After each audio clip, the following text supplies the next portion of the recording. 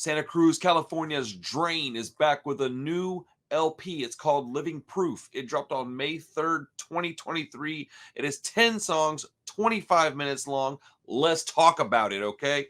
Dude, Drain is a crossover hardcore band, meaning that they sound like more than just hardcore. They're like a thrash metal hardcore. The vocal styling I'm not super into, but I do like it. It reminds me a little bit of Agnostic Front, kind of. I don't know if that's something that's weird, but I like Agnostic Front, so I'm cool with it. Um, I will say though, dude, this cover art, are you kidding me? It's some of the best cover art I've seen in a long time. I like when people put effort into their cover art. But yeah, the vocalist sounds like 90s New York hardcore, a la Sick of It All or Agnostic Front. I don't know why I wasn't into it at first. I think I'm just being dumb. The first song, typical, I would even call it like generic thrashy crossover hardcore. The second song is called FTS KYS.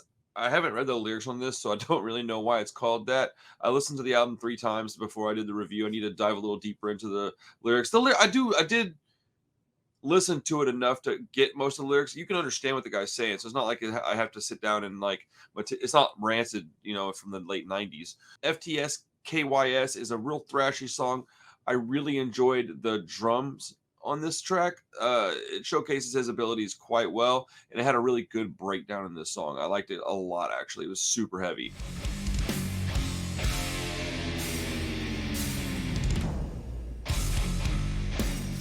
But the third track is called Devil's Itch. It may be my favorite song on the entire album. It's super groovy, real catchy. I don't know. I really like that track a lot.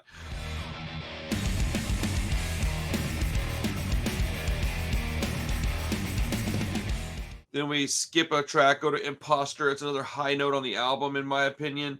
It seemed like they were calling out posers in that track. I think I'm right about that, unless I just completely misunderstood what they're talking about.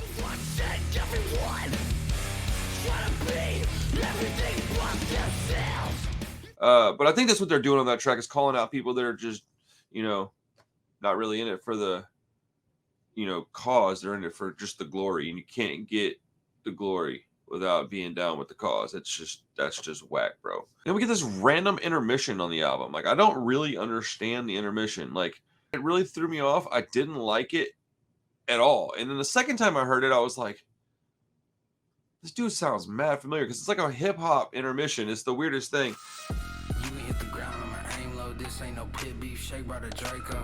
Sipping clean, y'all sipping K-Road. Drain bring them pit beats. And it sounded familiar. So on the third listen, I was in my garage listening to it on some headphones while I was painting. And I was like, all right, this is driving me nuts. I have to check this out and see who this is, because it sounds so familiar. Bro, it's Shakewell, dude. Like, how did that happen? How did Shakewell link up with Drain for that intermission? Because I love Shakewell. Anybody that's familiar with 31 TV may not know this if you're over here on the Punk Rock Review, but on 31 TV, I do a lot of hip-hop content. And I love the Suicide Boys, if you can't tell. And Shakewell's on their label. He's another Southern hip-hop artist, bro. Like, I don't even know how that happened. But if you have information on that, please let me know in the comments, because that really, it surprised me, made me happy. It made me even have more appreciation for the album than I did before. So I literally wrote down in my notes that this album is super weird. It's got a lot of random thrash metal parts in it. But like, if you look at it as a whole piece of artwork, it's a crossover hardcore album. And yeah, that's why it's got all the thrash stuff in it, sir. Bro, I'm an idiot sometimes. But if you make your way to the second last track on the album, it's called Good Good Things. Like, what's up with this song, dude? It's like a super random. It sounds like Turnstile and Foo Fighters, and it's just random because it's the only song on the album that sounds like that. It's like a radio rock song. I mean, it's I hate it.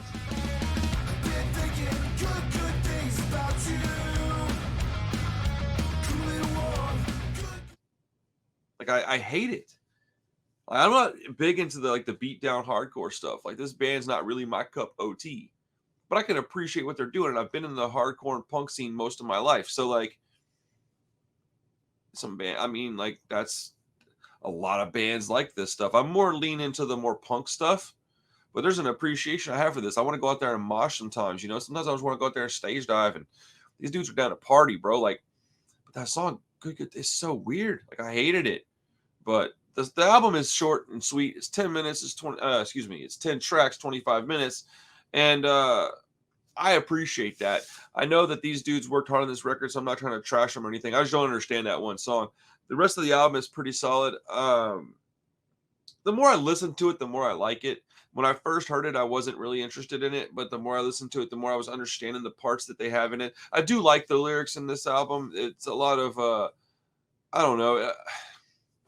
I like the lyrics. I don't love them. Some of them I can relate to. Some of them I didn't like, and then sometimes I would listen to a song and then go back to liking some of the lyrics, even though I didn't initially enjoy them or appreciate them. I don't know what that means. This album's got a lot of it. It's going to take me a while to really figure out how I ultimately feel about it, I guess. I think on one day you could feel a certain way, and if you listen to it on a Thursday, you could like it a lot. If you listen to it the next morning, you might be in a different space and not like it as much. So I'd say, as far as objectively speaking, I think it's made really, really well. The production's phenomenal.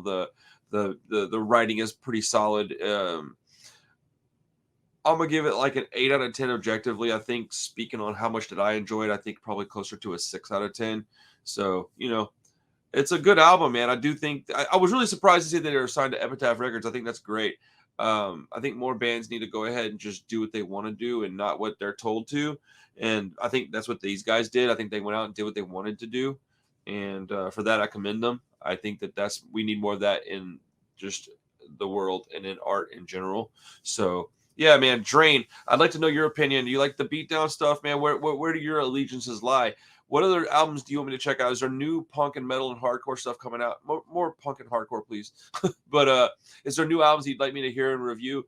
I'm going to be doing the new Unearth album as well, because that's a band that, even though I'm not a huge metal guy, I love that band. So yeah, but Drain, this album was pretty good. I think I need to listen to it a few more times. I definitely like it more the more I listen to it. So I'll be checking it out a little bit more. Please let me know your comments in the description, your feelings on the album. Please like the video, subscribe to the channel. Welcome to the Punk Rock Review, man. We're going to be doing some damn things over here, man. I'll catch you guys later. All right, peace.